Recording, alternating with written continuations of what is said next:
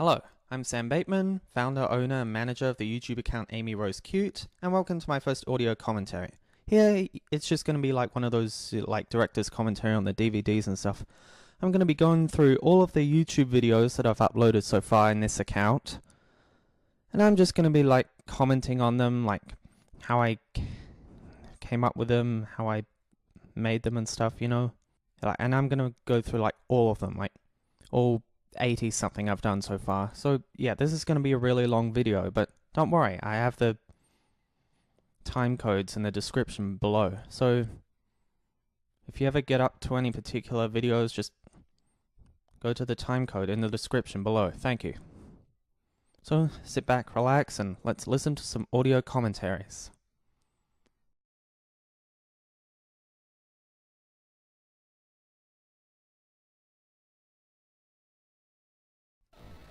Now this here is the first video I ever uploaded under the name Amy Rose Cute.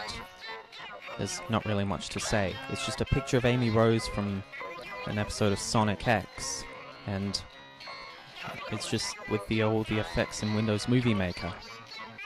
I was just showing off that I could use all the effects, you see. And the music in the background is Walk Outside from the film Milo and Otis, sung by Dan Crow. I was a huge fan of Milo and Otis at the time, and I was also a huge fan of Amy Rose, hence use of Amy Rose in this video, and of course the mentioning of her name in my username. Yeah, I kind of regret using that username because, well, okay, on to the next video.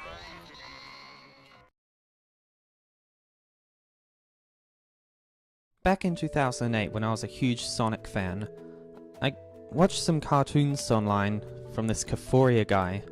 It's basically just did like cut out stop motion stuff, so like South Park, and he basically just like did the Sonic characters eating each other or something like that, and I really enjoyed it, and I wanted to create some Sonic cartoons of my own using his sort of stop motion cutout style. And I asked him for the templates, and well, he emailed them to me, and here are some of the pictures I made using them. That's pretty much all there is to say. Yeah. I never really got around to making the cartoon, so I was too lazy. Animation is boring, yada yada yada, but you know, I'm starting to think about making hand-drawn cartoons at some point with my own original characters. I made one cartoon featuring my Adelie character. Yeah, it's not very long though.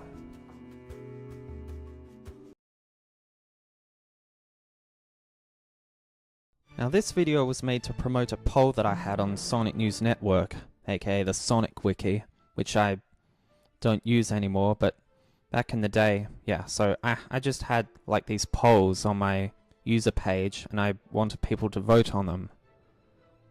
That's pretty much it. So yeah, that's all this video was for, and it was just pointless stuff like which bodies of water do you first see in a map of North America, or how should I name my characters if I make a Christmas Carol adaptation, you know, just pointless stuff like that. I was a bit of a nut back then, but you know, I was only in my early teens at the time. Wasn't really as wise as I am now to do more point stuff.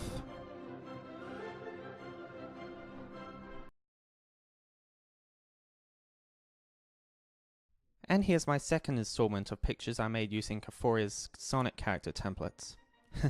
Look at that, pictures I'm mad, Movie Maker's so flawed. Well, anyway, this is actually an edited version here. The original featured 2 pictures that were inappropriate for my channel at the time because I was only 12. So I had to take it down. But I did say I'd be able to email it to anyone who asked for it.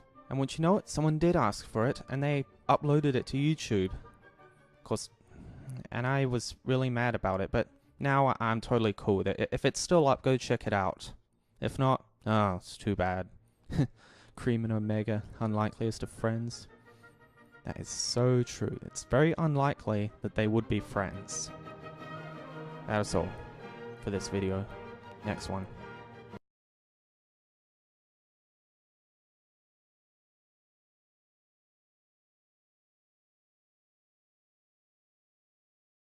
After a really long hiatus, which lasted well over a year I think, I finally uploaded this next video, Wakko's America Duet version. Now, at the time, I got into a kind of a big obsession with Animaniacs after hearing the nostalgia critic ramble on and on about how good the show is, and yeah, it is a good show, but I was a little too into it at the time, like, you know, yeah, well, anyway, I really got into the songs Wakko's America, which is the one here, and Yakko's World. I memorized both these songs off by heart, but, well, anyway, we're here to talk about the video. So this is a duet version. What it really is just that English and German versions combined, so it sounds like there's like two people singing at the same time. Let's have a listen.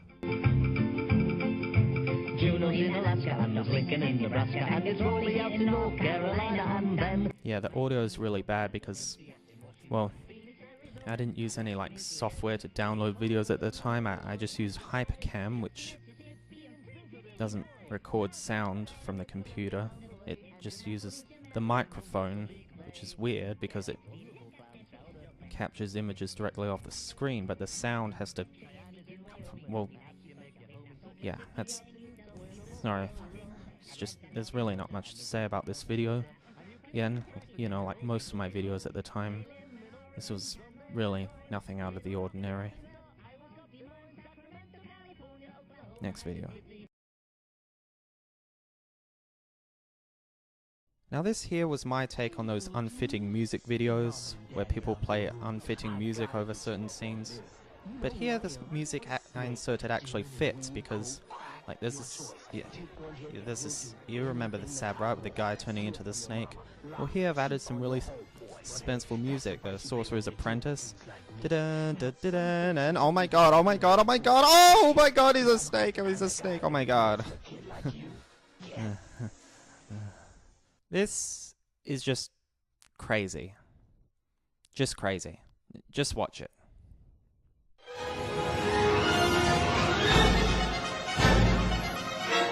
Now, I believe I went through a phase where I hated Phineas and Ferb for no apparent reason, and I made this stupid video to express it. Yeah, that was pretty dark of me, I guess, to actually show their heads getting blown off. I sincerely apologize to anyone who was offended. I was just crazy. That is all. Crazy.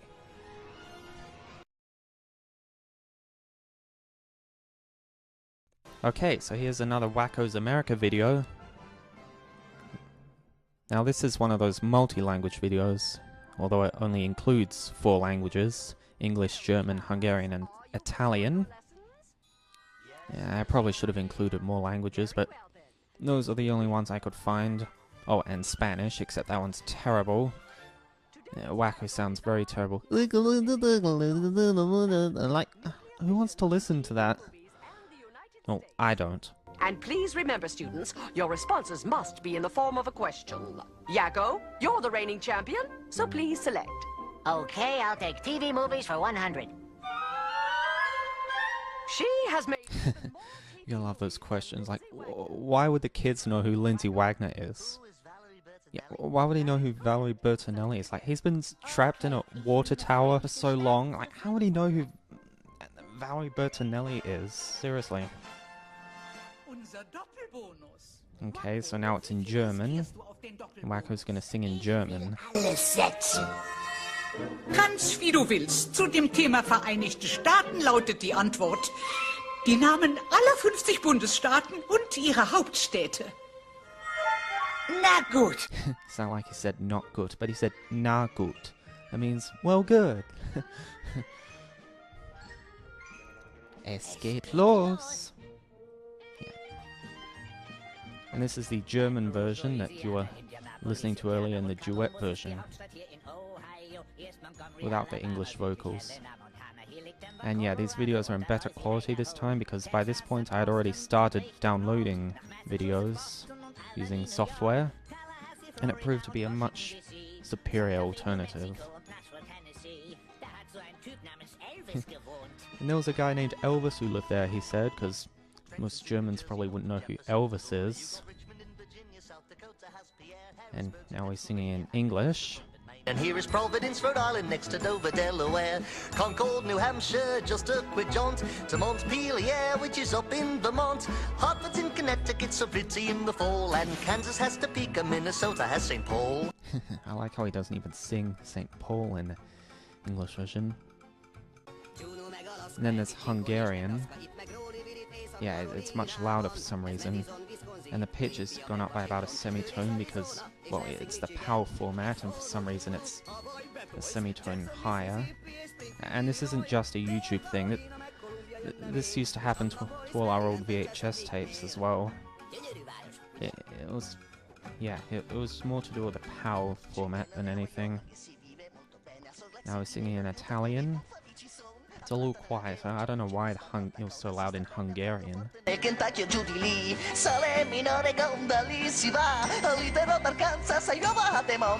And it's still PAL pitched. Charleston, Virginia, e Nevada, Carson City, le capitali d'America. Oh, we got it wrong because forgot to put it in the form of a question. Di rispondere formulando una domanda. Damn. And he does. Next video. It sucks. Next video.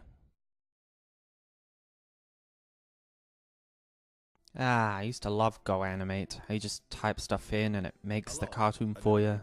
You gotta love these voices. Is it me or does the boss sound like Seth MacFarlane? This company in serious danger. Things that could make us go bankrupt if we don't act fast. So yeah, basically the plot is there's this young woman working for this company. She's been doing stuff to make the company go bankrupt, I guess. And the boss is scolding her for it. Actually, the boss kind of reminds me of Mr. Huff, the angry boss from The Incredibles. Yeah, remember how he's getting all ticked off at Bob for helping out the customers instead of the company? What a jerk. And you stole all copies of it just so you could make stupid kites out of them. That's 5 decades wasted. Yeah, except this guy's much more calm about it because these computer voices are such bad actors. Again, my sincere apologies for that. And third, And the woman is trying to help people in third world countries. I guess she's supposed to be like an XP of José. because they think we're cheap. That's it. You're fired. I wrote some crazy stuff back then. For trying to raise money to buy things to donate to people in developing countries? Now, that's just selfish. And so, I bid thee good day, Ebenezer Scrooge. Oh my god, he's just like that Ebenezer Scrooge guy, you know what I mean?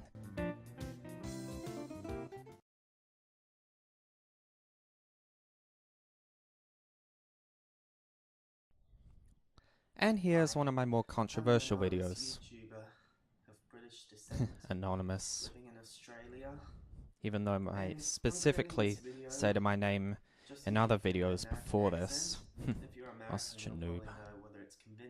Oh god, here we go. Well, here goes.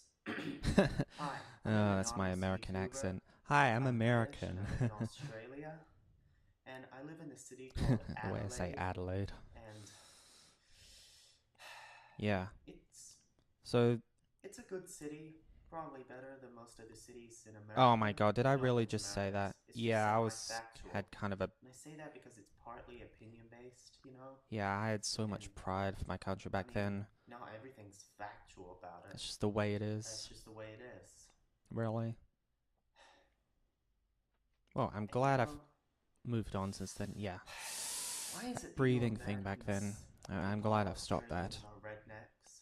So Or yeah, Bogans, this as is we say basically here? just meant to be a take on the Like, seriously, we my don't take on the call American crocodile accent thing. Doggy. Like I was just trying to show off And my also, why the American hell do you suck accent. at doing Australian accents? And there's my Yeah, impression you of wanna a put snake on the American barbie, trying to sound mate, Australian. Like, seriously. I told them It's a quote from that Simpsons episode with the Aussie guy and the rhinos. Like, seriously, why the hell do Yeah, you I was suck at basically Australian accents? criticizing the Americans Why for having aren't such they like the hardest stereotypical views accents in the world? on That makes no Australians. sense. Like, seriously, man. You need to watch more Australian shows like Summer Heights High or Angry Boys. Ugh, Need to watch dang more it. Australian shows. Yeah, it's true. They should show more Australian shows so you can get our accents right. But anyway, you probably won't get the humor. I mean, I've noticed a lot I of just- Americans have been wanting They don't Angry get the Boys and humor. they don't get Well, the humor. we just Ugh. And also, why do you Americans... You think you can get away with making fun of other nations just because you're like the most Yeah, important people in the world? yeah, I was Why just the a hell do whiny you little do brat that? back then. My I don't know what I opinion was thinking making this is video. I no should one just ever recognized say other Australia stuff in that accent. as one of the greatest countries in You know, the I actually world. got a video Like, seriously, why response is from these that? two girls That's from just America, stupid. You know constantly what? making fun of me and criticizing some of the points I made. But then my family Wait a found minute. out and they told What them kind of to video take it is down, this? and that's Why just am I what they making this did. video? Yeah, that showed me right. Trying to show you my impression of an So then I American accent, had or to ask my parents to rant about before I how uploaded a you video Americans are always... every other time after that. Ugh, I pretty much never stopped doing mind. that now. I just Let's just upload get whatever this I over want, with. but I try to Let's just say, stay out of this controversial kind of stuff. well, you know, I don't even know what kind of American accent I'm doing. Is it California? Yeah, I didn't even know what kind of Midwestern? American accent I was doing. I don't know. So It's hard. hard for me to tell the Sound a bit difference 'cause New I live Yorker in just then. Australia. Hey, it's so hard for me to tell the difference, you know. Mm. Because they all... Well, okay, let's not get into that again. Well, I don't want to that's about offend all all the there is to New say. Yorkers who might be watching this. And this is how I talk every day. This... Finally, I This stopped is doing my the normal American accent. accents, getting back into my normal accent. Normal? What is normal? Yeah, so there you go. Nothing's normal. That's about it. See ya. Bye. It sucks. Let's move on. Now this here is a story I wrote during my Sonic phase. I had this program called Storybook Weaver Deluxe. That was like one of the best programs I ever used when I was a little kid. I had to make up my own stories. I mean, now I'm not so into it. In fact, I don't think I can use Storybook Weaver again because I recently actually damaged my portable hard drive and lost all the files on it. I was really depressed when that happened. Well, anyway, about the video. So, this is a story I wrote during my Sonic phase, or my Amy Rose phase, whatever you want to call it, because I really liked Amy for some reason. And, yeah, it's basically this story which... Yeah, I didn't really know much about story and character back then, so I pretty much derailed her character, and she's just this wanderer, sort of like Alice, I guess. She basically comes across this time machine, and she goes to all these different places. Yeah, the Gila monster in the desert, like, really, what was the point of that?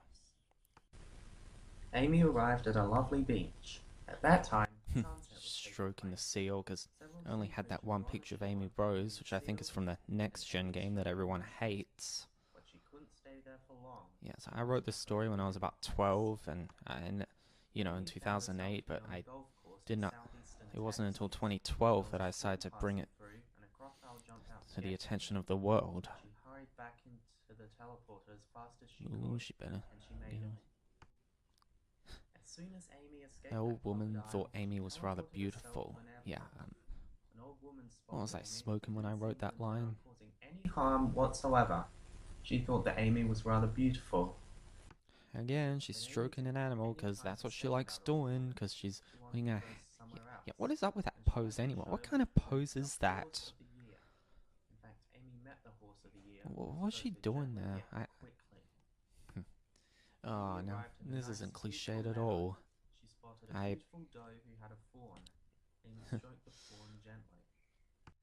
And they say... Amy even saved a cute rabbit. Yeah. Did I really write that? I think it was just a typing error, or grammar error, that's all it was. With the rabbit, but the hawk followed her. Fortunately, Amy made it back to the teleporter and escaped that hungry bird. They were practicing their sports skills, okay? Like, originally it was meant to be they were practicing for the Beijing Olympics, but I decided to make it a bit more timeless, sports skills that could apply to anything, really. Ooh, there's that crocodile again. Yeah, those objects in Storybook Weaver are kind of crude, aren't they? A butterfly. Amy and her rabbit were teleported to a swimming pool. She's taking it to the restroom just so the rabbit can do its business. It's kind of cute. Yeah, why are the people just resting on the sand? Why did they just leave the boat there? That was crazy, man. In fact, when I was reading the story, I was basically saying to myself, oh god, what was I smoking when I did that? Like, I wasn't smoking anything when I wrote this story. I was just a crazy kid with a wild imagination. Yumi Tahidema. Really? That's the name of the scientist? That doesn't even sound like a real name. I mean, Yumi, yeah, that's a real name, but Tahidema, I was just stringing together random syllables. That's what I was doing, just stringing together random syllables, hoping it would sound Japanese. Why Japanese? Because they have awesome technology, that's why. Yeah, the Japanese, they've got this time machine, you know? Oh god, it's a Tyrannosaurus Rex. Yeah, just pray to God a Spinosaurus doesn't come along. Oh yeah, how original. And P.S. Yes, I know I forgot to italicize Ankylosaurus on this page, but oh well, who cares? Oh my god, it really... But Amy's rabbit was accidentally let go of. Look at that. She felt relieved because she sacrificed the rabbit to save herself. You know what would be really great?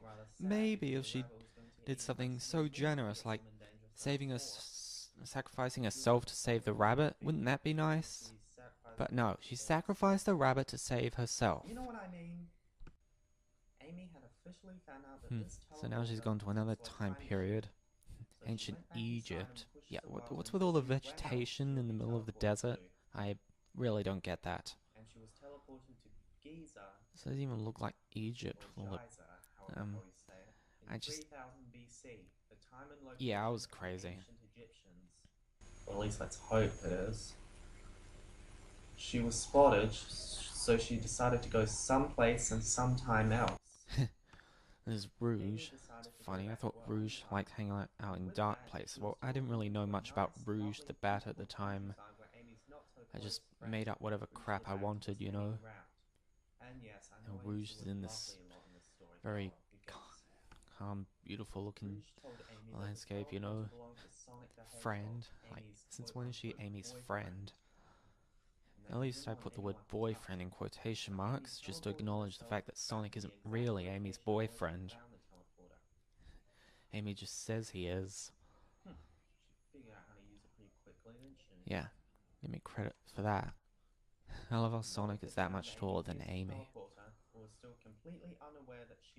That image is from Sonic Unleashed. Apparently he does like her, seeing how he took her here. Oh look, she's got chocolates. Gee, I wonder where she got those from. Where the heck did she even get those chocolates? I'm guessing we'll never know. When I wrote this story, it's pretty weird, I tell ya.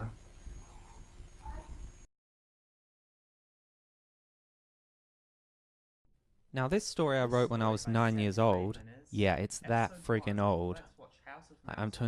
I just turned 18 this year, which means this story is turning 9 years old next month. And I was 9 when I wrote it, so wow, can't believe it's been that long already. Now, when I was a little kid, House of Mouse was one of my favorite shows. Featured what was my favorite character at the time, Mickey Mouse.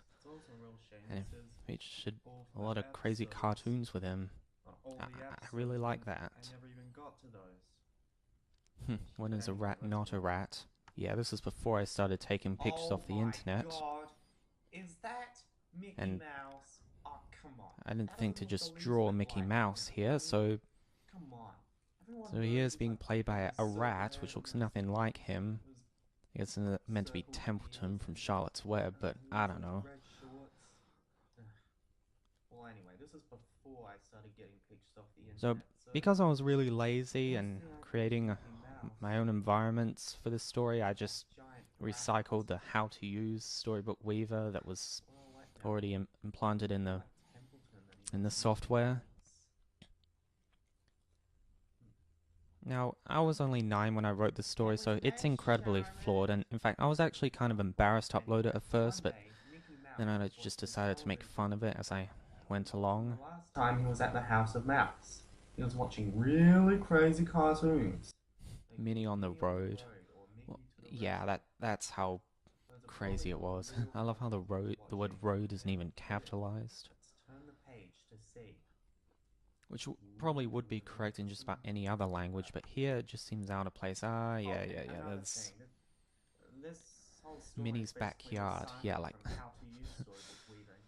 like we're really gonna care about Minnie Mouse's backyard. So, yeah, all the backgrounds are the same. What was I You're thinking? gonna love the designs for the characters. Well, anyway, the first 8 cartoon juvenile was Minnie's humans. I thought there were no backyard. humans in the Mickey Mouse universe. Minnie had a really cool backyard and decided to invite her friends. 8 juvenile Mickey, humans. Donald, Daisy, Goofy, and Pluto to play on her playground. Mickey and Minnie went on the climbing bars. That's meant to be Goofy and Pluto on the seesaw. Yeah, why is Pluto on the seesaw? I don't get that. Anything like those characters. Then 8 juvenile humans went on a slide. Okay, who are those juvenile humans? Why are they're just these random kids that we've never heard of on the slide? I don't know. Oh, but anyway, I didn't design him. It was makes the Storybook Weaver that did. But anyway, let's move on. Yeah. And then there's this page. Musketeers. Yeah, this whole thing with the crocodile is based off the fact that I thought the Musketeers looked like Captain Hook, so I just made a joke around that. Musketeers captured Minnie, Daisy, Goofy, and they captured Minnie and Daisy, so Mickey and Donald have to go and rescue them. Yeah, I was such a chauvinistic little boy back then. But now I've changed. I've learned to respect women and such. Try to depict them in more stronger roles, you know. Oh hey, at least they also captured Goofy and Pluto. To all the captured ones that they were coming. There were different colours to tell which was which. I don't comprehend. No. This is just ridiculous. I was just a crazy little boy. I had no idea how these characters worked or anything. Oh hey, Minnie and Daisy are rescuing them. I guess I did believe in gender equality back then. Mickey and Donald were captured. Oh god. Minnie and Daisy. But of course I made them pink and purple, but then again, those are these colors associated with these characters in the first place. Instead of turning into crocodiles, they were combined with crocodiles that already existed.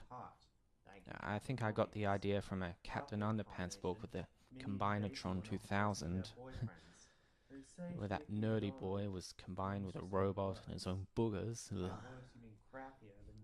It was the Bionic Booger Boy.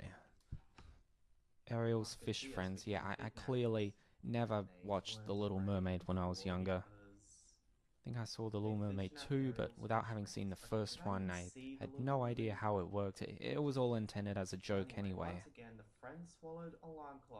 So now, Mickey and Donald and all their friends are all crocodiles now, trying to rescue all these fish.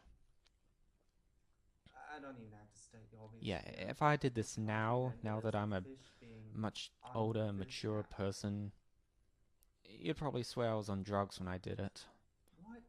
But back then, I was really crazy, I had a wild imagination. So Mickey's still a crocodile after that cartoon was over? He's trying to swallow the left hand. Yeah, I read somewhere that the crocodile swallowed Captain Hook's hand, but I never found out how he got it until much later. Peter Pan cut it off and fed it to him, but I never found that out until much later. I love how Peter Pan, like, I'm referring to the film Peter Pan, it's not even italicized, but I didn't know about that back then. Yeah. The next cartoon He was combined with Lion Simba from The Lion Sound. King. Most Oh culminating my that god. Mickey did the combination once again. Yeah. Except it was combined with Just praise Simba not voiced by from Matthew Lion King. Broderick. Doing this really bland acting and such, yeah. I'm Matthew Broderick, A lot and more I'm such a than bland Mickey. actor. Yeah. Just But anyway, pray I Mickey doesn't sound like that. apologize Or the to high pitched version. we can't Oh, hi! understand. I'm Matthew Broderick trying to play Mickey Mouse. And I'm really bland. I don't know what it sounds like. Yeah, that's so what it would sound like if he was combined with Simba. Some of the oldest Walt Disney characters. Yeah, No, that's they're not. They're just that's why generic they're not in the animals. black and white stain. Walt Disney would be Yeah. crying if he saw this. I love how the girl's voice is still there saying, Storybook Pluto's Weaver is the so armored cool, you can record horse, your own voice. Mickey Yeah, is yeah, the yeah, whatever. charioteer. Pluto's the arm. Yeah, Sentence Pluto's fragments, not really? armored. Oh, and another thing. I just love how his story just constantly states the obvious. It's like It makes more sense if you've played Storybook Weaver and read that how-to thing. Anyway, let's move on. Not by a long shot. The Ratty The next Rats. cartoon was called The Ratty Rats. Oh, such a Okay. bratty brat. What does that even mean? Because I couldn't be bothered going into details. So Yeah, I think this let's was a just move scene on. with the... Oh, never The mind. next cartoon Captivity of was called Activities. The Captivity of Activities.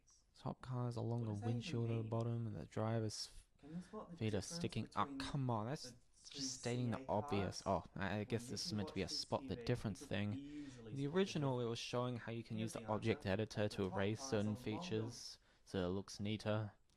But windshield here and it's the a bottom spot the car. difference thing. Yeah. Ah, Like we're that's really the not going to be windshield. able to tell the difference. The Why is driver's Mickey feet in are the back of the sticking in car? bottom I of the don't get top that. car, but they're nice and flat in the bottom. Who is car. that man anyway? Captivity of Activities? There have been Mickey to many the rescue. Yeah, cartoons there have called been many Mickey to the cartoons called. Rescue. Actually, I The think there was next just cartoon one, was but Actually, because there was only one cartoon I called missed Mickey to certain the parts Rescue, one time and other which is parts the second time I saw it. watched, seemed I thought it was a two bit different than I cartoons. remembered. I'm To not be honest, sure. I thought it was a different cartoon with the same title. But anyway, here the she three was bears were captured by holding mice. bears. The first bear was holding Minnie, and the others.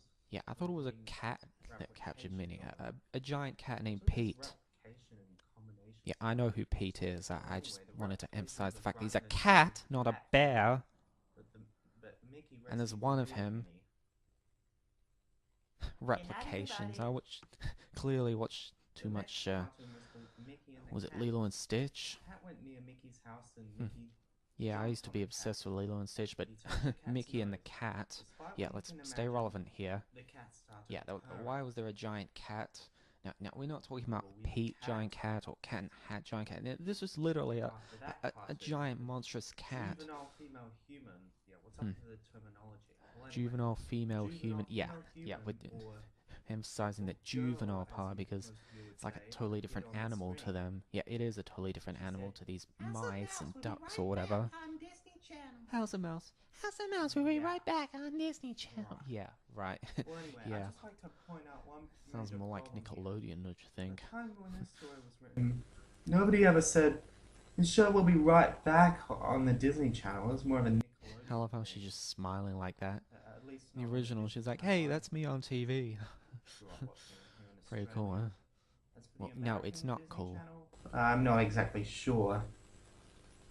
But I never watched the American Disney Channel, but yeah, I'm just rambling on and on, so let's just move on. A Bug's Life. After That does that, not look like a Bug's Life. It looks like A Bug's Life would be on that just night. a generic cartoon about bugs. Yeah, I Well, guess a that's Bug's fine. Life was Other kind of than like that in Dragonfly movie and form, but Bug's Life. at least it had some dignity to it. But anyway, let's move on.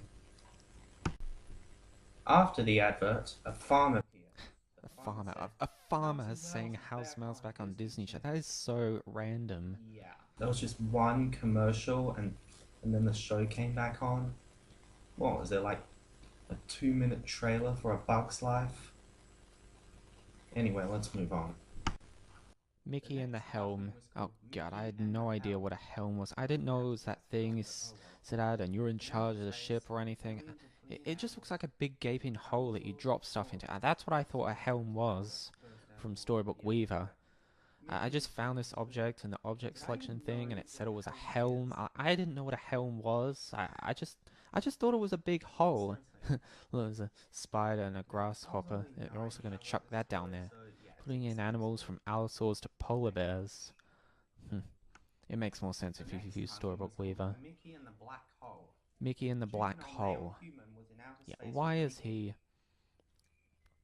in space without a spacesuit? And why is the boy... well, at least this scene was already here when I edited it. I just inserted that rat, which is supposed to be Mickey Mouse. It looks more like Templeton. Yeah. That was already in there. Remember, the sort of cycled from how to use Storybook Weaver. Anyway, let's move on. The human was gone forever. That's so sad.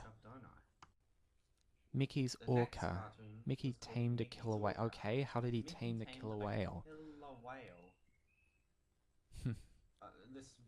Oh, yeah.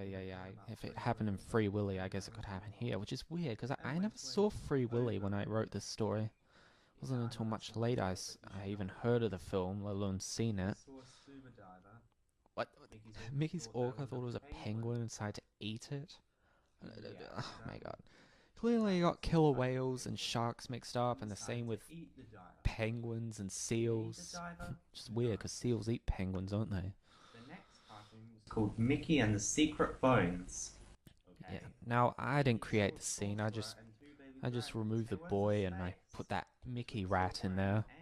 Yeah, his head's turned the other way because that's how the boy's head was in the original.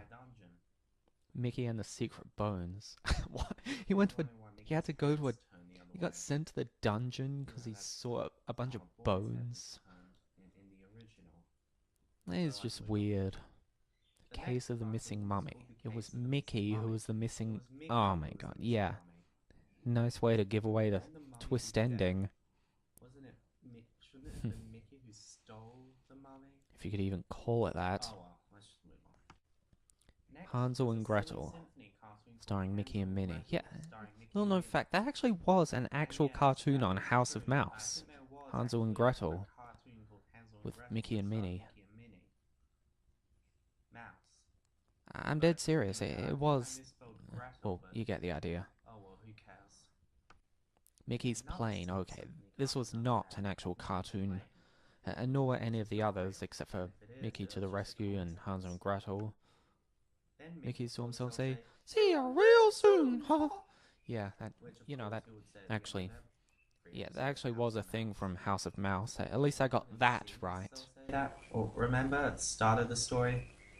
Yeah, wait a minute. Where was he at the end? I don't see him anywhere. Yeah, it was kind of lazy for me to put him in there, but bottom line, I was just a little kid. I had a wild imagination, putting Mickey Mouse through all this stuff. Forgot to put him in. Oh well, huh? Ah, this is back in my phase when I was obsessed with the Talking Ben app. Now you could call Ben and speak to him. So I just made my own series of me making these calls to Ben, known as Talking Ben's Crazy Callers. In this first episode, I'm just asking him if he's seen The Room. You know that film with the strange man Tommy Wiseau and his... Anyway, that's about all I gotta say. See ya. Yeah, next one.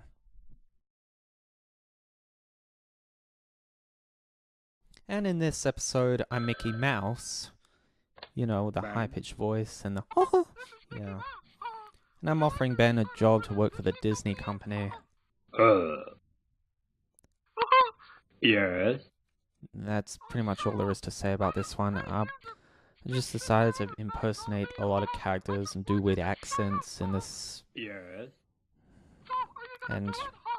No. Yeah, the purity thing, I mean, that was a reference to South Park, for those of you who don't get it. Well, goodbye there.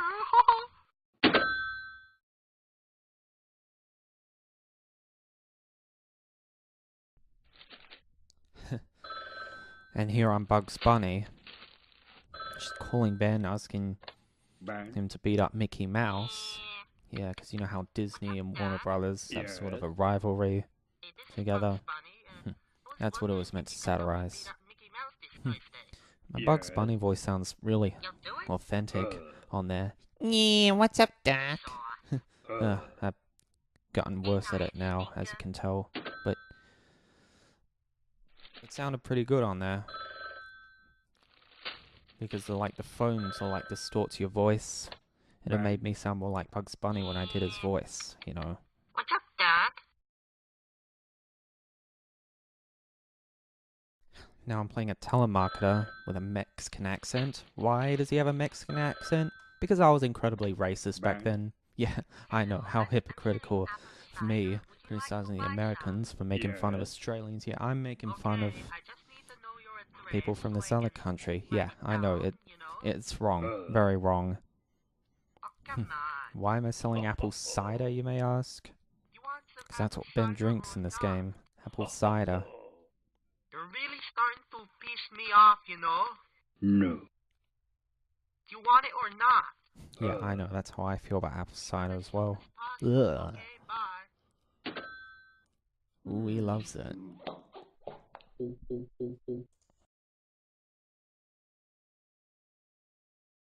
Now I'm playing a Scotsman because, again, I was really racist back then, and my Scottish accent was terrible. Maybe not as bad as some of the other accents I've done, like the Mexican accent and the Canadian accent. Yeah, that didn't even sound Canadian in that other video, but we'll get to that when we come around to it. Oh, come on, we don't sell bassoons, you know. Yes. So you want some bagpipes? He's selling bagpipes because, again, I was incredibly racist I'll give you a practice chanter for towards the free, Scottish you know? people. And then when you're good, Ironic, huh? you can buy some bagpipes. How is that ironic? You'll see someday. Oh, come on, bitch. You'll see. I know.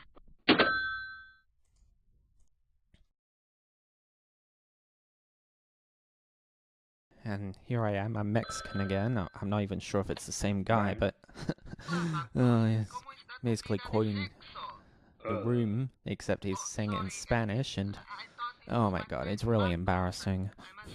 I was really immature. Adios.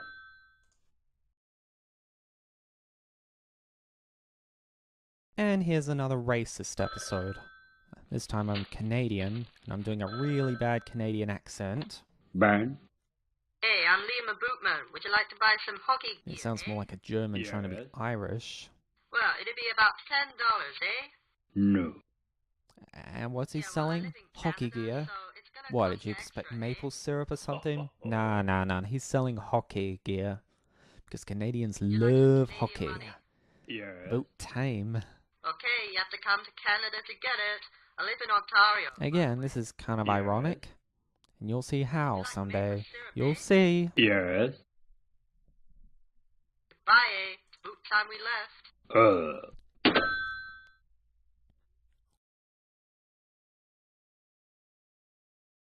And here's another video of me doing a very offensive, stereotypical accent. Hey, I'm doing all Brooklyn and stuff, you know?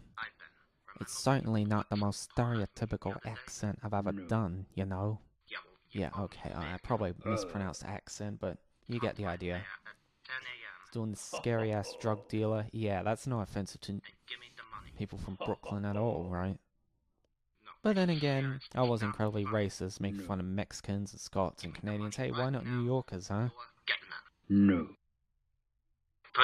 No. Why did Ben buy some pot off that guy? I don't know. Yes.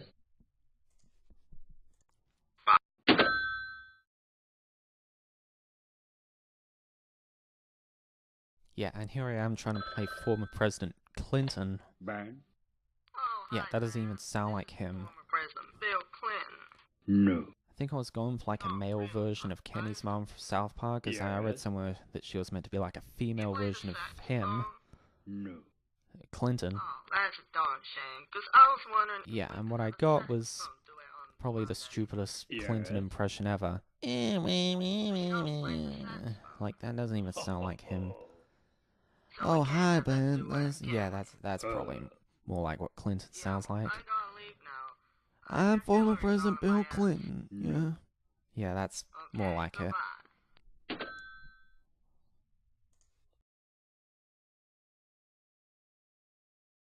Yeah, so now I'm impersonating Christopher Walken because yeah, we all love Christopher Walken, don't we? I don't know. Oh, he's funny. Smart piggy, oink oink. Smart doggy, woof woof. Yeah, that phone makes my Christopher Walken impression sound a lot younger than it's meant to. You are so funny to me. No. Can I watch? And I really do a bad impression of Christopher Walken anyway, so as a result it sounded crap. But hey, at least I tried, alright? Oh wait, yes. No. Bye.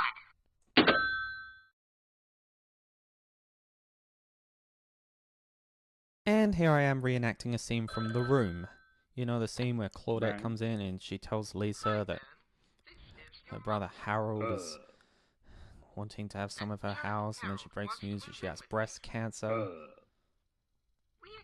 Yeah, except here I replace breast cancer with kidney failure because, you know, I didn't want to be on that boat, you know, just saying, yeah, I got breast cancer, no big deal. Like, I didn't want to go that far, so I just changed it to kidney failure, which, again, is a very serious, but, you know, it's not quite as controversial.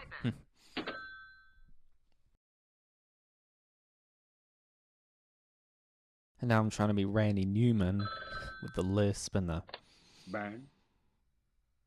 quirky, whimsical tone. I'm Randy Newman, yeah.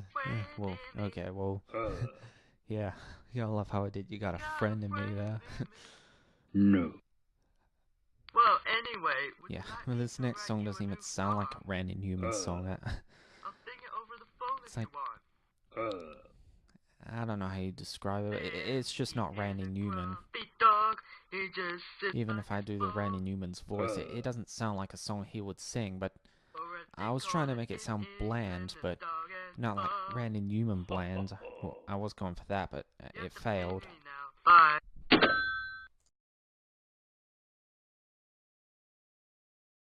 And by this point I really ran out of ideas, so I just did Bugs Bunny again. Except this time Ben hung up on him right away. How does he know that's Bugs? Ah, South Park classical themes. Yeah, I've kind of regretted this video because these two things just don't go together. South Park and classical music. Like, what was I thinking? Yeah, just because I personally was into both of them, really, at the time. But I do like the music I chose for Stan. Peter's theme from Peter and the Wolf. You know, just the typical nice music for the typical nice guy, you know. I really don't like the one I chose for Kyle, though. Originally, it was meant to be the Ducks theme from Peter and the Wolf. You know, the oboe melody going in, but I didn't think it suited Kyle. Not that any classical music would suit a South Park character, but I don't know. I think that oboe melody would have suited much better than the Moonlight Sonata. Ah, yeah, this is a good one for Cartman in the Hall of the Mountain King. Yeah, I think it captures him, well, not perfectly, but quite well, I guess. Ah, Kenny McCormick. Yeah, this light-hearted melody, I think it went well with Kenny's quirkiness.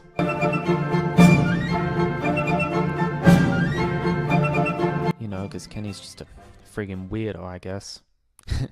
And Butters is a little girly boy, so he's got the overture from the Nutcracker, which sounds a lot like the Smurfs theme for some reason.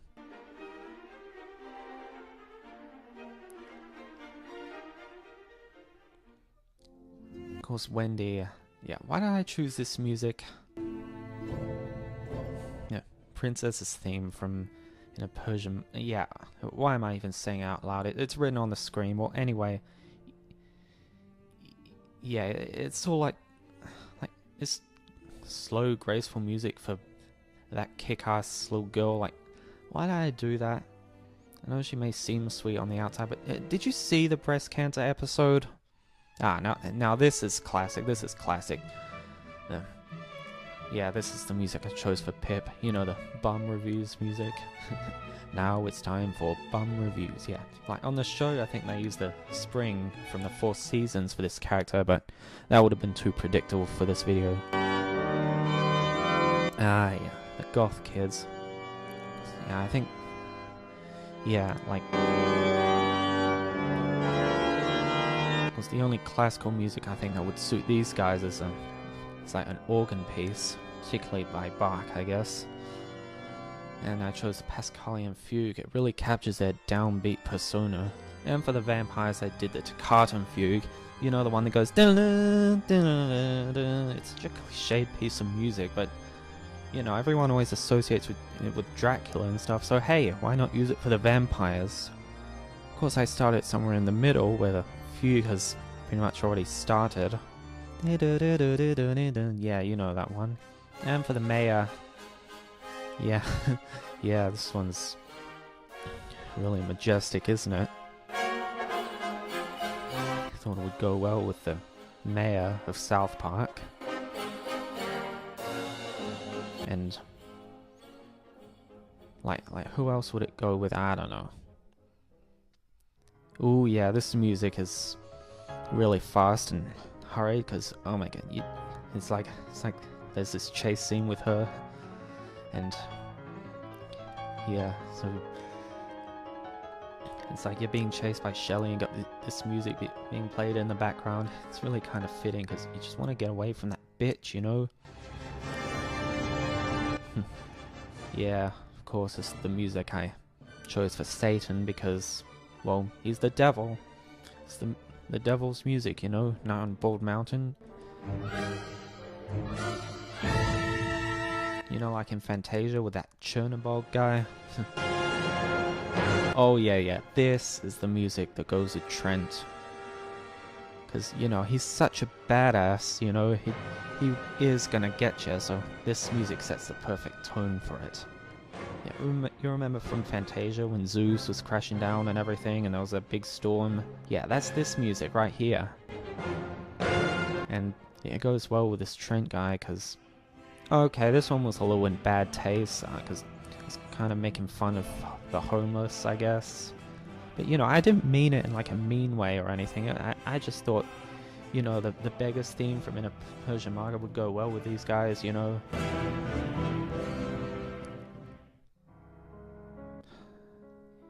Yeah, you all know this piece, right?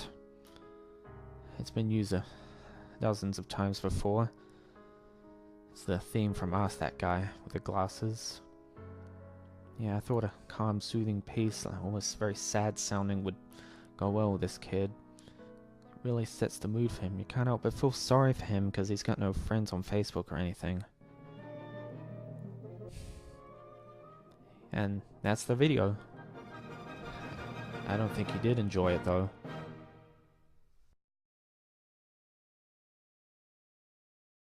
Now, this is the first musical arrangement I ever uploaded to YouTube. This is pretty much the sort of thing I upload now. I do musical arrangements. I mean, you know, when I'm not doing cover songs or YouTube poops or downfall parodies or anything. Now, this is that cliched Bach organ piece I was talking about earlier, the Toccata and Fugue, the Dracula one. Of course, it is originally an organ piece, or maybe it was composed for a string ensemble, who knows. And I've arranged it for violin, guitar, and bass guitar. Yeah, I really should have done those as sextuplets instead of triplets. Would have made it a lot neater, I guess. A lot easier to read, a lot easier to write. Yeah, you gotta love how the violin is just plucking on the string that whole time. Ah, now it's Arco.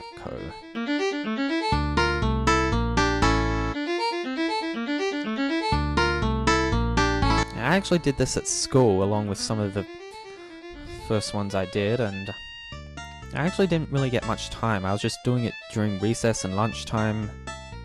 That's pretty much all the time I got to do it. At the time I didn't have a copy of Sibelius, well, Or I did. It was a demo version. You can't save anything, and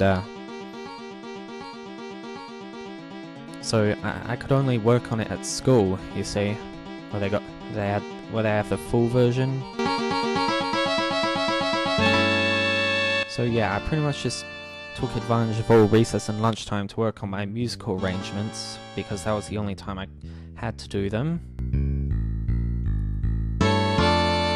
I mean, this isn't the first one I started. I actually started the Moonlight Sonata for a wind ensemble before I got onto this.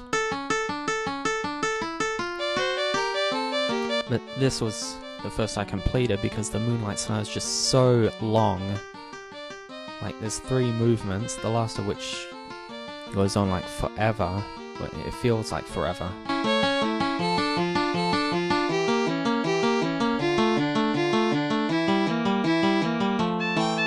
Yeah, you see got the guitar part droning that A note. Well, there's another thing going on below.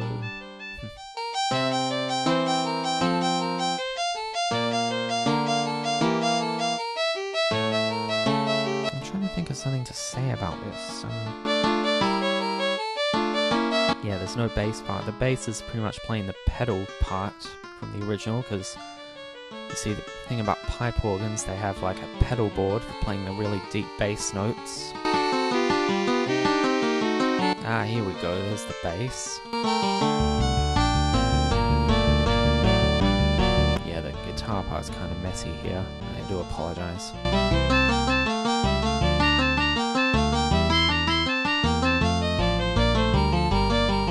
I love that melody on the violin. Don't know why. Oh yeah, I love the pitsing sound that comes up. Yeah. I love that sound. Yeah, I love how you did staccato dots when it's playing pits. Like, is that really necessary? No, it is not. Yeah, I don't know how anyone's meant to play that pizzicato, but like you, like the rate at which you have to like switch between them is, oh, it's beyond me, I guess. Oh, is this the guitar solo coming up next? Oh, is it coming up just now where the guitar plays and with no other backing up? Yep, that's it.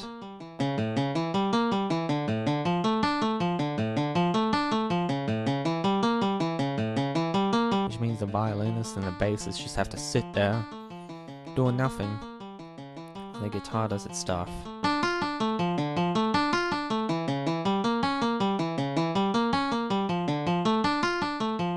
Pretty exciting, huh?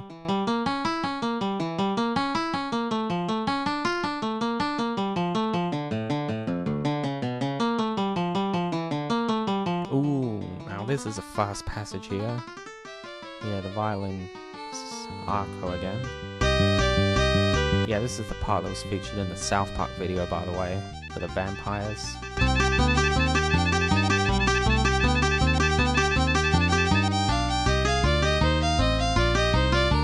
That's where I decided to start from, because I thought that that intro part was too cliched, because it is. It's pretty much used everywhere.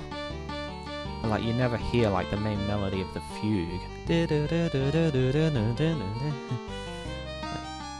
Seriously, you never hear that, ever, in films or TV, except Fantasia. It was used in Fantasia, that opening sequence with the abstract imagery.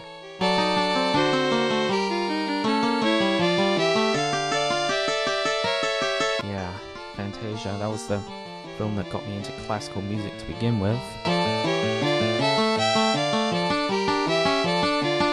Yeah, the guitar part is an octave lower than it should be. The organ score, this part is like treble clef for the left hand, and I got a bit confused there. It doesn't really blend well into the bass part. I don't know what I was thinking when I wrote that. Yeah, this is for a 5-string bass, so you can really get those deep notes. But if your bass has only 4 strings, you can play those notes an octave higher, because, you know, that's pretty much the lowest you can get it on a 4-string bass.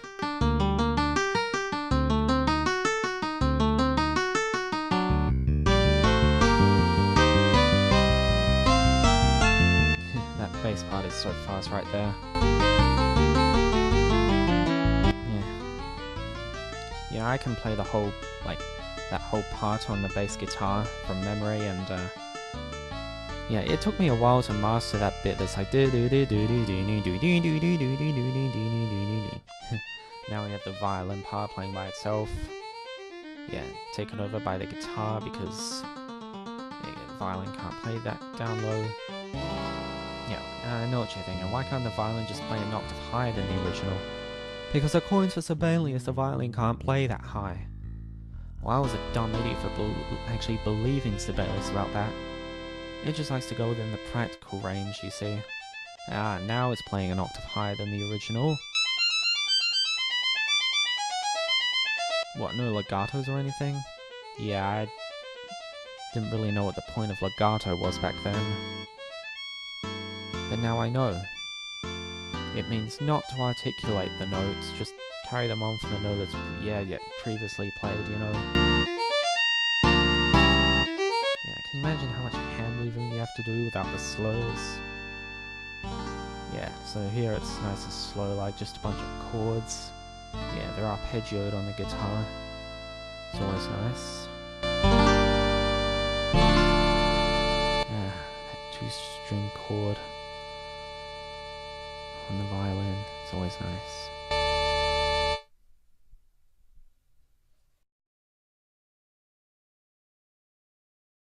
Now this here is a composition I wrote at some point, you know, just because I was bored and I had nothing else to do. The Flute Fugue in D minor. I actually did this one at home because I was very bored, so it had to be very short because I couldn't save it, because it's a demo version. It's not even that well composed because I don't really know much about how to compose fugues or anything. There was this one user who gave me really good constructive criticism on it, and I just realized it really wasn't that good a piece. So I got demoted or promoted, or whichever one suits it better, to just being the jingle for my Kyoshin Techno Studios account. Yeah, it's that main melody. Dun, dun, dun, dun, dun, dun, dun, dun, dun, that's now being used as the jingle for Kyoshin Techno Studios, my other account that I set up, and it could be like an actual studio someday. That's what I'm planning to make it, where I make my animated cartoons.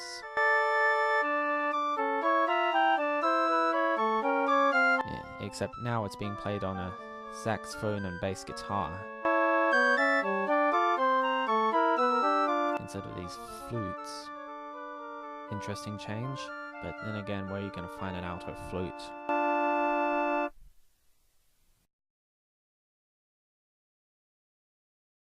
Again, I just composed this in my spare time at home because I was bored.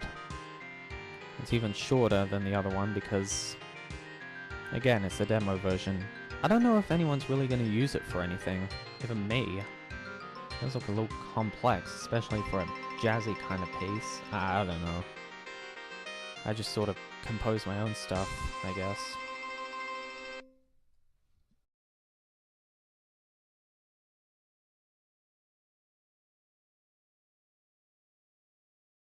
So here's the Flute Fugue again, transcribed for a string trio, in case you'd like to play it on a string instrument or anything.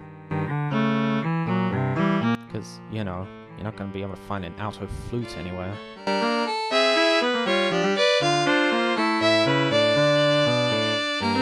And this is the one that one user, Dat Flavs, gave me a huge load of criticism on. And I quote, he says, "You are constantly changing the motifs of the piece that makes the voices awkward and you lose a sense of unity through the piece. It's really important to know how to play an instrument." Well, I play the violin though. If you don't know how to play, get the F out. Ah, real nice. You don't know how to write a fugue, yeah, that's true. You have potential, but you need experience. So yeah, this guy gave a lot of criticism, and but you know, this is just sort of meant to be in my own style. Like, I don't want to feel like constrained or like restrained by anything. I just want to write what I want to write, you know. And this was just done in my spare time because I was bored, and it pretty much sucks because of that anyway.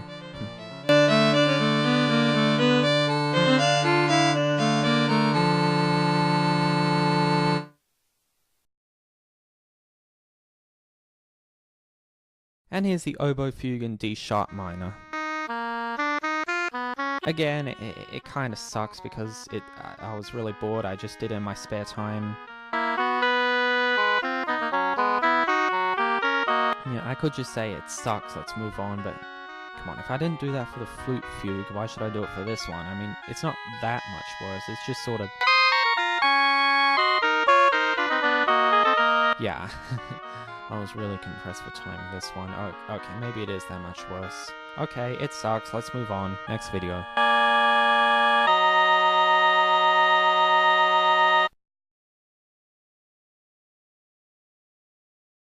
Ah, the Stars and Stripes Forever. Who doesn't love this piece? Yeah, I was trying to sound more hip and rock and rollish here, arranging it for a rock band.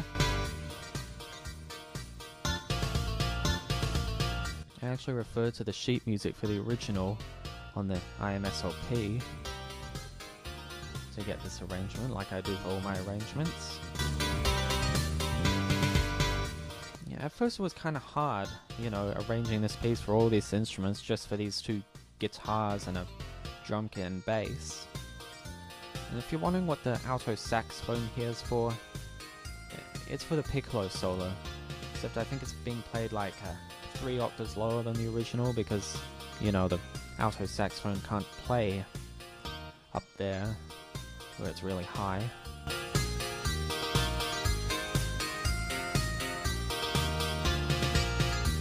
Yeah, you gotta love the drum part.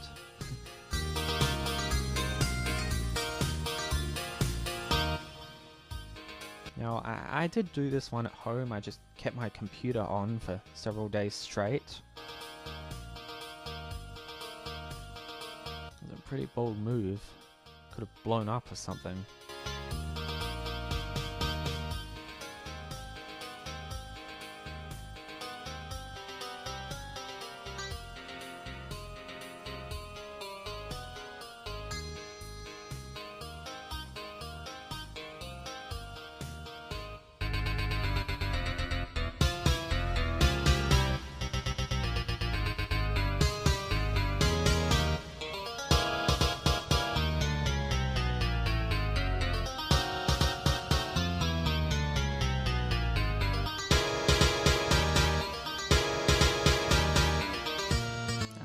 Yeah, here's the saxophone part coming up.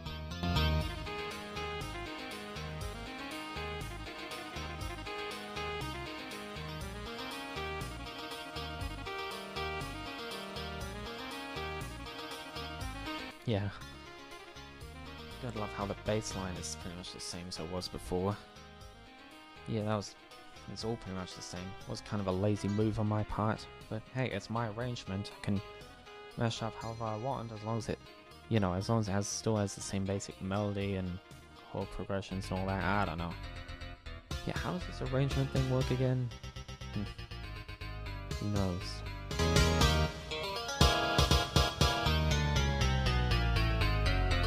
Yeah, I have to admit that this last part coming up is kind of awkward. It's kind of hard to make out like different melodies and stuff. At least I gave it my best shot. I'm sure it would sound much better being played live than this crappy MIDI sounds.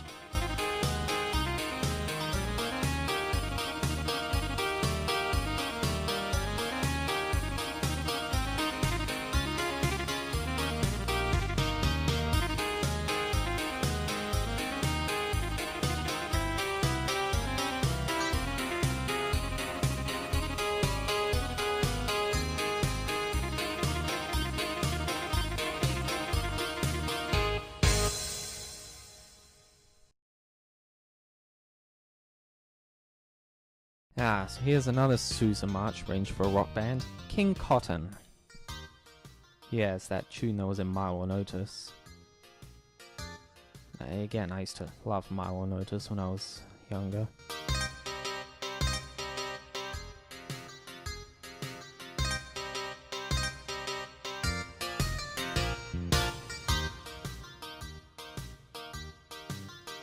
Yeah, what was up with me arranging these Susan marches for rock bands anyway? It's not like anyone would want to listen to it.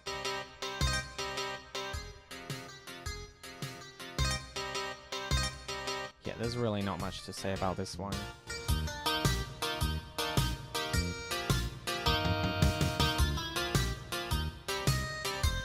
Yeah, I love that bass line. Yeah.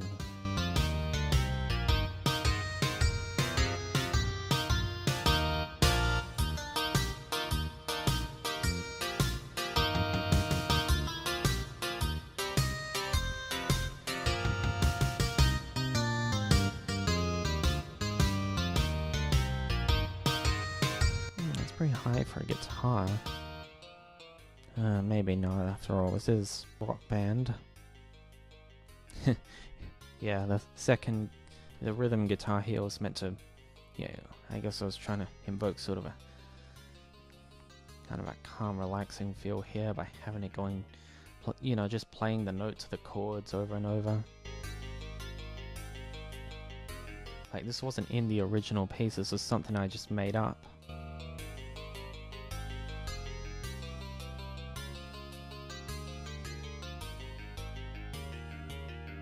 Yeah, but now it's pretty much staying really true to the original. Well, actually, this is actually an arrangement of the piano arrangement of this piece.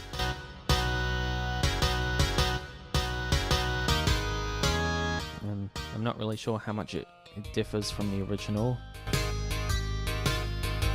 Although it is kind of evident, like, when the rhythm guitar plays like holds the chord for the whole bar, like the bass is more active, like where the notes go.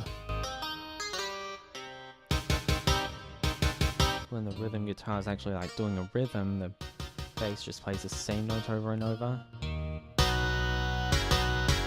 I'm not sure if that was in the original, but it's pretty much a necessity in the piano version, because it's like your hand can't be in two places at once. It's got to be concentrating on one thing. But yeah, that's my arrangement for you.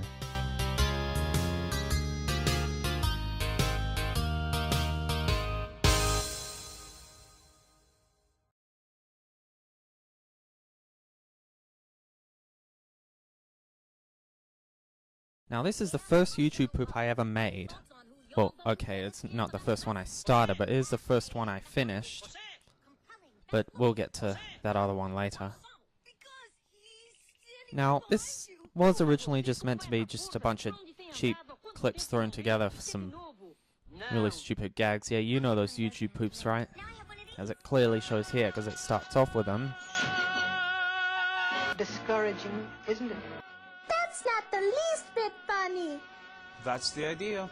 And let her taste the fun. This is one of the first videos I made with Final Cut Pro.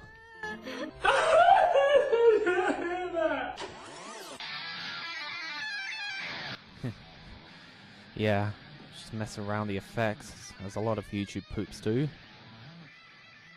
Yeah, Goofy's really rocking on that guitar. This is Tammy Zesty. Yeah, the Buzz on Maggie used to be one of my favorite shows when I was in fact, it was the favorite show of mine when I was a young lad. So that was Tammy Zesty. You saw she only appeared in one episode. She was Raina's old best friend. Of course, Maggie is Raina's current best friend. Maggie, the main character. Yeah, she becomes jealous of Tammy when Tammy comes back after having moved away for so long. It's basically a typical plot of, you know, person growing jealous over another person. I don't see what you're talking about. Well, let's have sex. Yeah, so yeah, so this YouTube poop is basically centered around the parrot from Three Caballeros hitting on that Tammy chick. Like, seriously, he's a parrot and she's a fly. Like, the hell was I smoking? Yeah, it's another one of those what the hell was I smoking moments. And I actually wondered when I finished this if it would be alright to upload to YouTube, because before this I mostly did much more family friendly stuff, but by this point, yeah, I was pretty much older, maturer, and my family pretty much allowed it. And yeah, it doesn't seem so bad considering the stuff I've uploaded since. But it was actually quite a shocker for me back then. A parrot wanting to do a fly, like, really?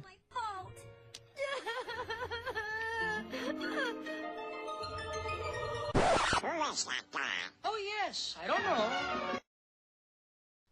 Oh, you gotta love this bit at the end. Just what the hell were they thinking putting that in a children's film? You know, for kids.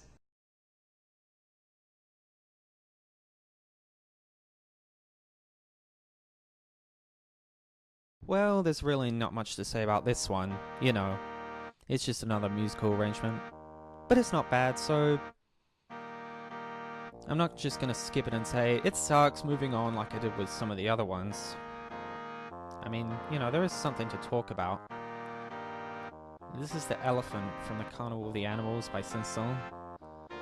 And what was originally you see, this one movement was originally for a contrabass and a piano. But here it's for contrabassoon and a lot of other woodwinds. So yeah, the contrabassoon is playing the double bass part, and the piano part is on all the other winds, obviously. Like, at the start I had them all playing at once, but here it's just only a few to give to create a gentler mood. Yeah, at the start I really should have put those first two notes on the contrabassoon an octave lower to really demonstrate the full power that the contrabassoon can have with that low frequency, if you get what I'm saying. You gotta love that clarinet passage where it's doing the arpeggios.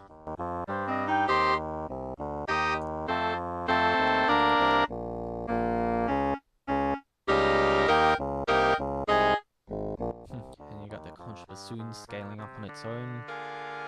And there's a nice clean finish where they all play the same rhythm. And it's finished.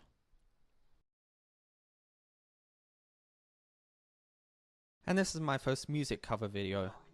It's me playing my saxophone to the tune of Hellfire from the Hunchback of Notre Dame. Yeah, this was the start of my Hunchback of Notre Dame phase.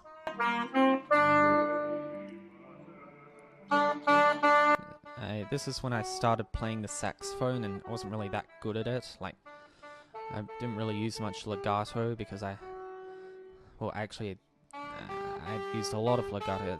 The problem pretty much worked in the other way around. Like, I didn't use tonguing, or I don't know. I just wasn't good at the saxophone at the time. But I improved over time with my saxophone teacher and that.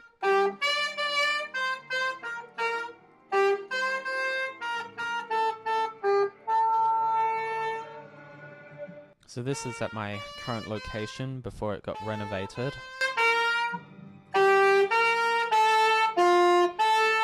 And yeah, I'm just playing the Hellfire on the saxophone. Probably would sound better on a baritone sax because the original singer was a baritone. Actually, I think it would probably sound better on like a cello or a bassoon or something. I don't know. The baritone sax sounds a little too reedy. It's still like a cello with a sore throat, I guess. I mean, you know, it's a decent sound. It would seem kind of out of place in this song. This deep, meaningful song about one man's lustful temptations for the hot chick. Yeah, it's... yeah. So I take a break to stop and talk about the part where the guy steps in and tells Frollo that the Esmeralda escaped. Yeah, my Tony and Jay impression was crap back then. Really crap. I mean, I was trying, and yeah, I've slightly improved, but you know, only slightly. I'm Tony J, and I'm the most deep badass player. Yeah, I still suck at it, but I don't think I was even trying. Oh yeah, I was trying. I just said I was trying. I don't know. That playing sax again. Yeah, admittedly, some of the notes were a little off, but then again, I wasn't really that familiar with the song at the time, but now I pretty much know it all off by heart.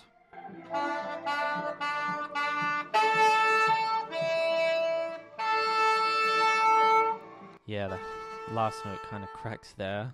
The register key didn't press properly for some reason. Then I end on a low B, I think. And that didn't come out properly either. Oh well. Hellfire from Hunchback of Notre Dame. I hope you enjoyed it. Now this arrangement I did for a school assignment. I was meant to do like an arrangement of a certain piece, but instead I ended up doing like Fossils or the Carnival of the Animals in a big band style. Yeah, this is what I originally intended. This is an organ arrangement of the German national anthem. It's kind of cluttered, I guess. I mean, the chords are a bit off, and for some reason the left-hand passage is really fast in the middle. That was I directly copied the Toccata and Fugue there. You know the bit that goes da da da da da da da da da da da da. Yeah, that's it right there. Is it me or does it kind of sound like Polly put the kettle on, Polly put the kettle on? Yeah, kind of sounds like that, doesn't it? But anyway, so yeah, aside from the obvious Toccata and Fugue reference and the wrong chords, I still think this is a decent arrangement. Just, yeah, it's decent. It's not like the original, but it's fair enough, I guess.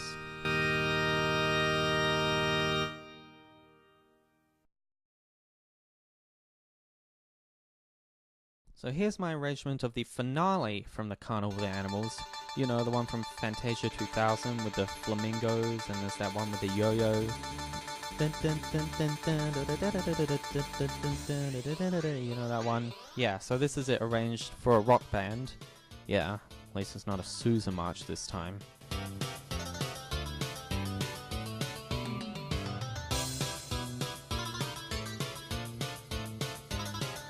Yeah, it doesn't really sound like you wouldn't really guess it was like a classical piece, would you? Oh, especially this part. Yeah, it translates well into a rock piece, I guess.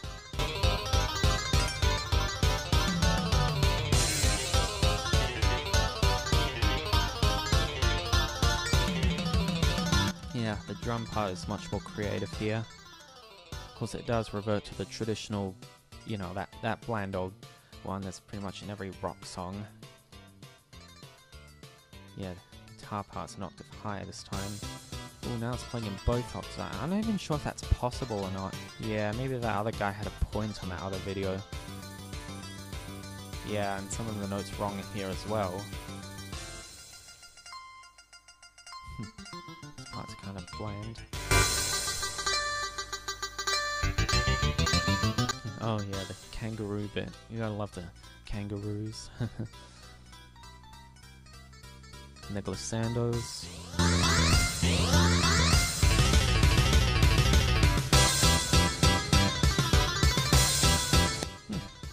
This is an interesting piece. Like, would you guess this is from one of the great composers like Phineas? I wouldn't have guessed that if this was the first time I heard it.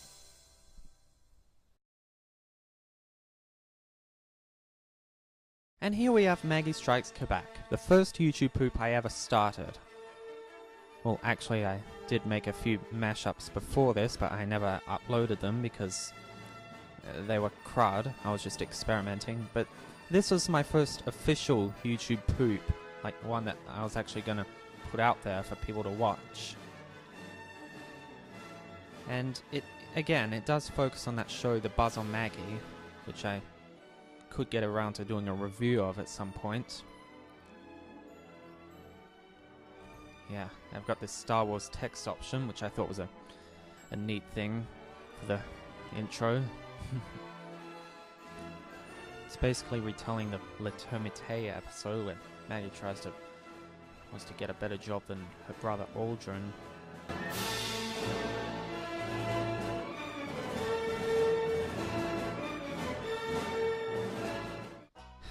Good Burger.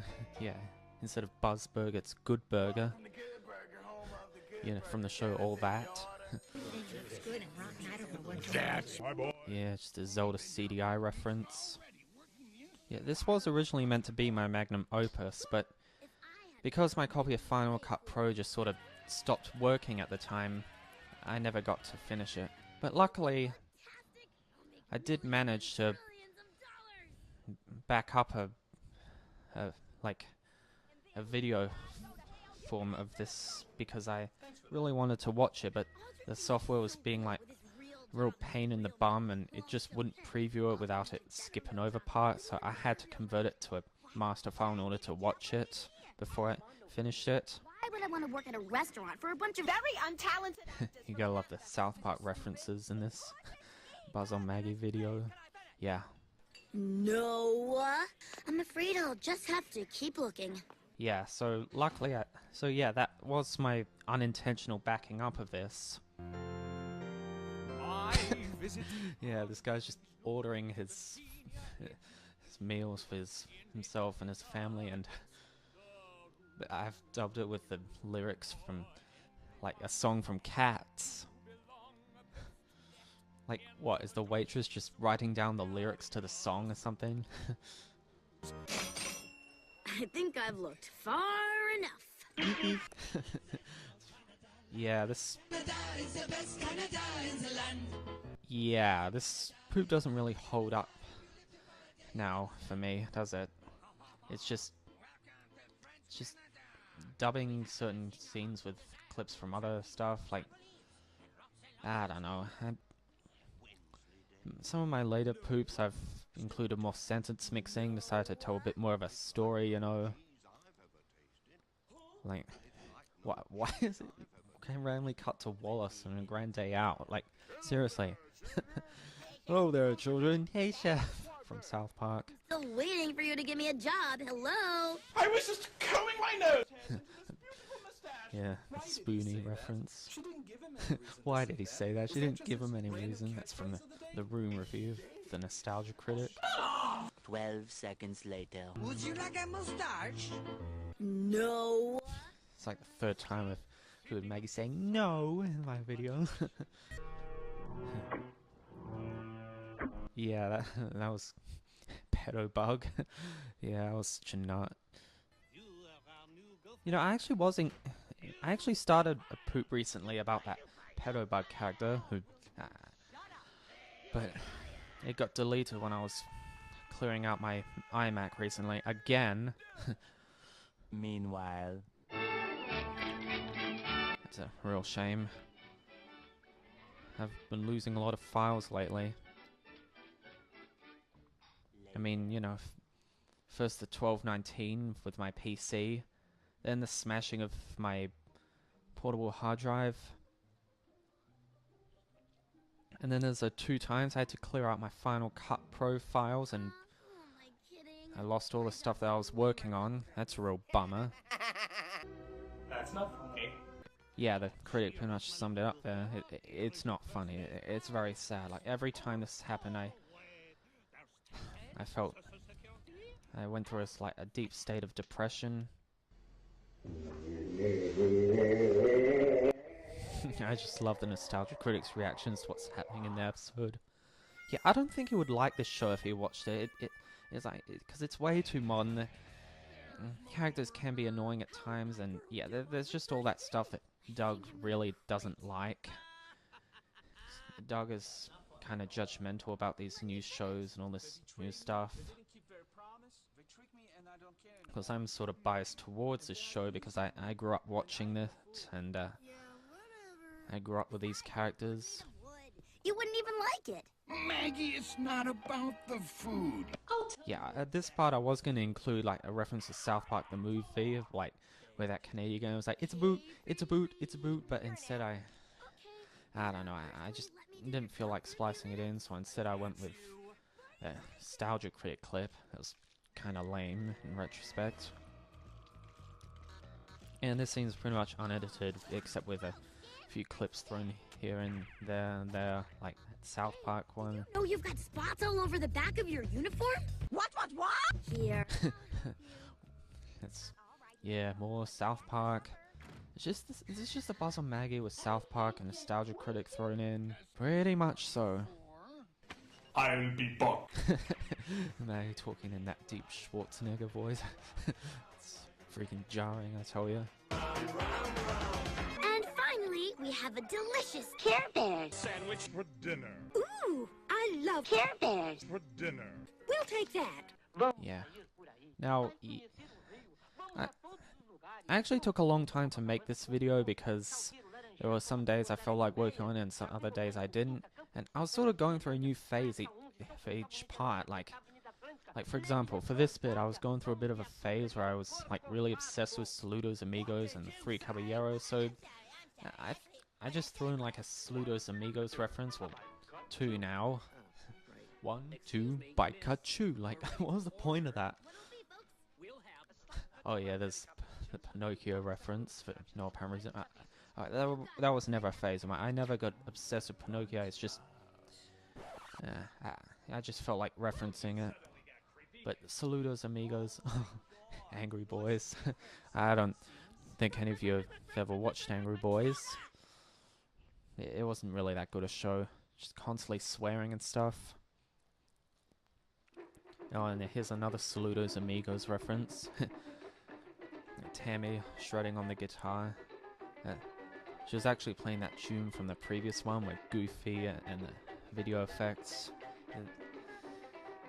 Yeah, it was actually from this scene from the episode Best Friends, that tune. But this one here is from Saludos Amigos when José is playing his... you probably don't even care. Oh yeah, the rapping dog from Titanic. God, that movie sucked.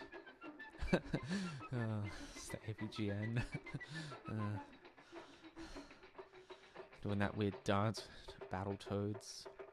Yeah, I really got carried away with the references, didn't I? Hey, it's better than just messing around with the effects. Because everybody hates those kind of YouTube poofs, and yet everybody seems to make them. Oh yeah, Hunchback of Notre Dame. Now Pedobug sounds like Frollo, and Maggie's talking as herself. A. B. Except after C. Which sounds like... Oh no, Doc! E. Exit, stage right. Good. F. The F word? Okay, that joke was lame and a sus joke. What's up with those sus jokes? Yeah, just messing around with effects, because at the time, I thought that was the proper way to make a YouTube poop. I didn't think it was an example of a bad YouTube poop. I thought it was like, this is how you're meant to make YouTube poops. So I just threw in one because I didn't think I was making a proper YouTube poop. Except without that. Yeah, and here we have the Nostalgia Critic reacting all bored to this organ music. Yeah, it's the Toccata and Fugue. Again, yeah, I seem to have a thing for that. Like it was in the previous video when José was doing the eye thing to Tammy. Oh my god, he's a creep. He's a creep. Stay away from him. And here, Nostalgia Critic's just listening to this music and... oh my god, he's so bored. And then the channel changes to this tune which he really likes. Like Doug even stated in his review of Saludos Amigos that this was the only part of the film he really liked. Yeah, so it kind of makes sense that he would react positively to hearing it. Now originally this was meant to be like a bit with José like playing his umbrella like a flute, but since I already used that tune, Tico Tico no Fuba, during the guitar solo bit, I thought it would seem a bit, you know, repetitive and therefore boring. Doug's changing his expression. That's from the Room review. Again. It's Carl Richter on the organ, by the way. Oh, sorry, Richter. Whatever. The baby from Junior. It's always a good jump scare. Yeah, that's 2 blams in one video. And yeah, this video is unfinished, as you can tell. This is the part where I... yeah.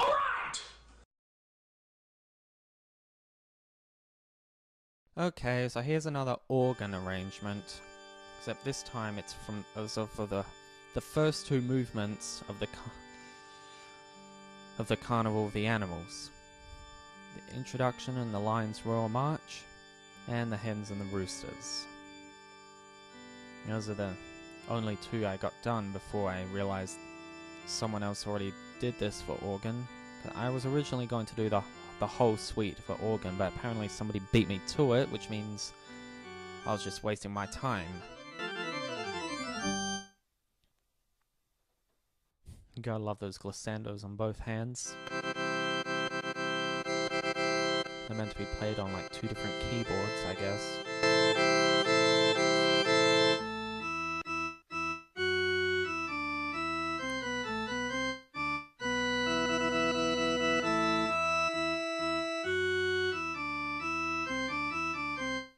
Yeah, this is another one I did at school, by the way.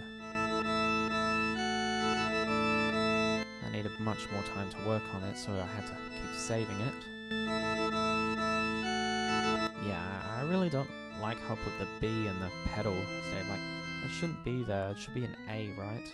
That B had to go somewhere. I just chose the wrong place for it. Yeah, you gotta love the lines raw in that pedal bit. Pretty badass, isn't it? Trust me, it would sound much more badass on a real organ.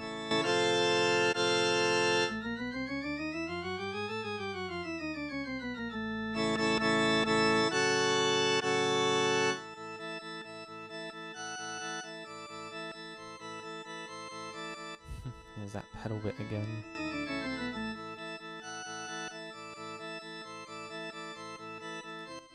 Yeah, that's a really fast pedal bit.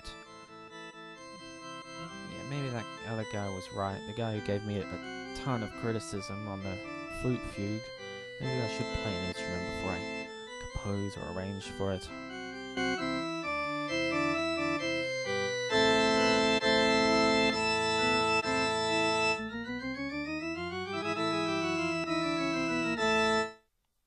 Okay, so that's movement 1, and here's movement 2, the hens and the roosters.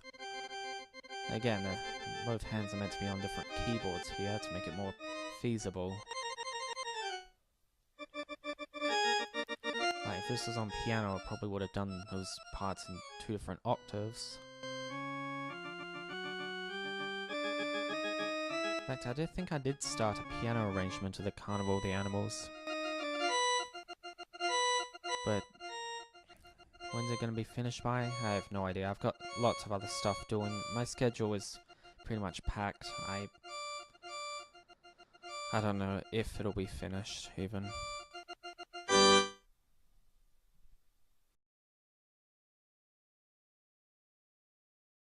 And yeah, here's another music cover video.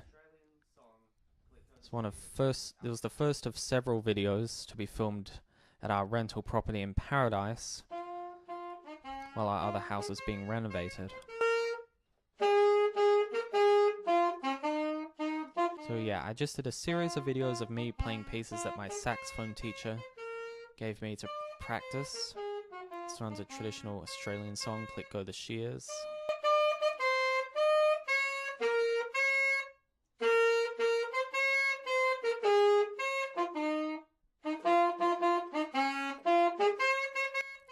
Kinda easy, I guess.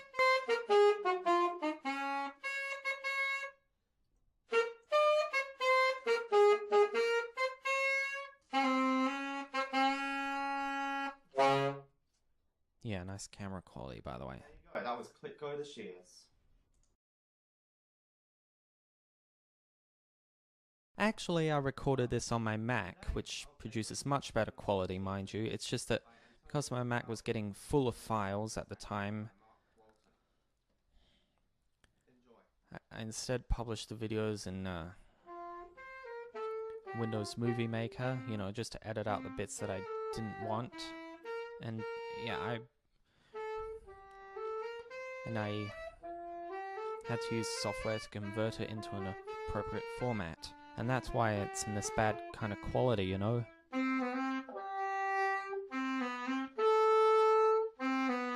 No, actually, no, I think it's because Final Cut Pro stopped working at that point. Yeah, that's the reason why I did it in Movie Maker.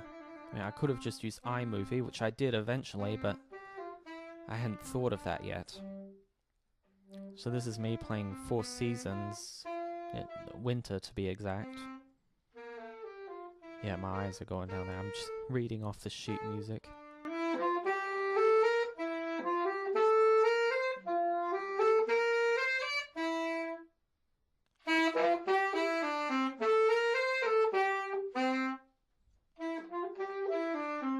lovely piece of music, but probably doesn't sound good when I played it. Gonna love that trill at the end. And that was Winter from the Four Seasons by Vivaldi. Hope you enjoyed it. So here I am playing that song from Three Caballeros. Well, okay, not from Three Caballeros, but it was used in the film Three Caballeros as their main theme song.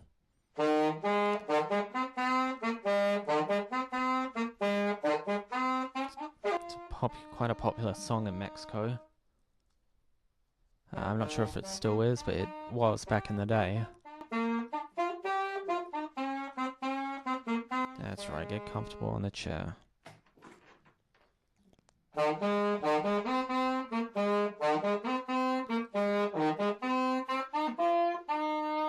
Yeah, I had kind of a thing for Latino culture and Three Caballeros and all that stuff at the time. I guess it was just another one of my phases.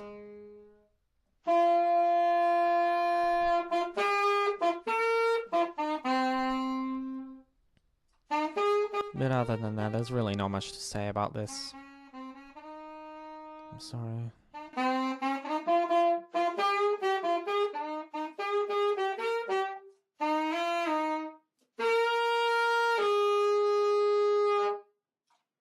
And there you go, that's Ay Jalisco no te rajes.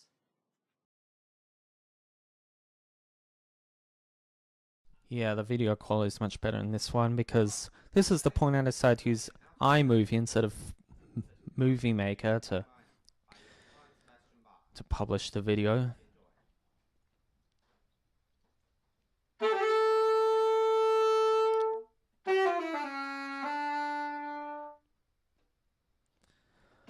Again, it's the Toccata and Fugue. Oh my god, really? Again? I was obsessed with that piece, man. Okay, this goes on for ages, so let's just say I didn't play it very well. I hadn't rehearsed much. I never rehearse much when I do these cover videos because, you know, I just need to seize the opportunity when no one else is home, and then, you know, then it will be over with, I guess. Because, you know, I don't want to have, like, noise playing in the background that interferes with the whole thing. So that's why I don't seem rehearsed that much. I apologize for any inconvenience. Next video.